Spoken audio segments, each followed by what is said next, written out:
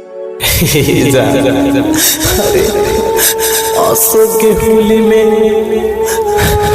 सभी के न जान के गाल में अबीर रंग गुलाल लगाए, लेकिन हम कहाँ जान अरे होली में तहा बहुत याद आवत रे पगली दादा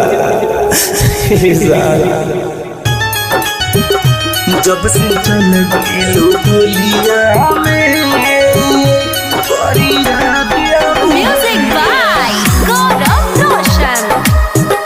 जब से चल गई होलिया में,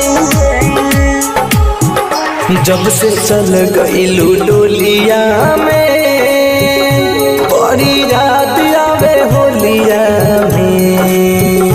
जब से चल गई डोलिया में बड़ी याद आवे होलिया में। लगावे खातिर लगावे जान अब जाई के करा गलिया में। लगावे खातिर लगावे जान अब जाई के करा गलिया में। जब से चल गई डोलिया में बड़ी याद आवे होलिया में। जब से चल गई डोलिया में,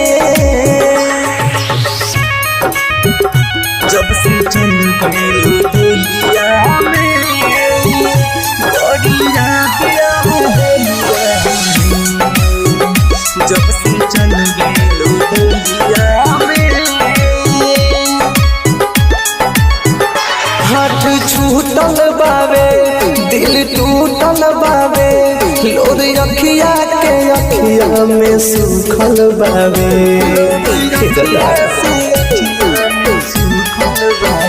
हाथ छूटल बावे दिल टूटल बावे, लोर अखिया के अखिया में सुखल बावे। तोहरा के महसूस करनी केहू औरी के बोलिया में। तोहरा के महसूस करनी केहू औरी के बोलिया में। जब से चल गई डोलिया में बड़ी याद आवे होलिया में। जब से चल गई डोलिया में, जब से चल गई डोलिया में बड़ी याद आवे होलिया में। जब से चल गई डोलिया में दिहलू पर कस के गम दिल पे गहरा जखम।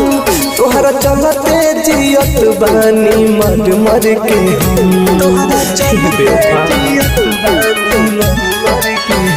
दिहलू पर कस के गम दिल पे गहरा जखम। तोहरा चलते जियत बानी मर मर के हम।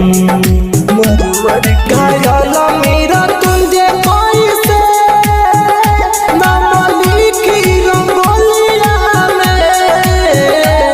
घायल मेरा तुझे कैसे नाम लिखी रंगोलिया में। जब से चल गई डोलिया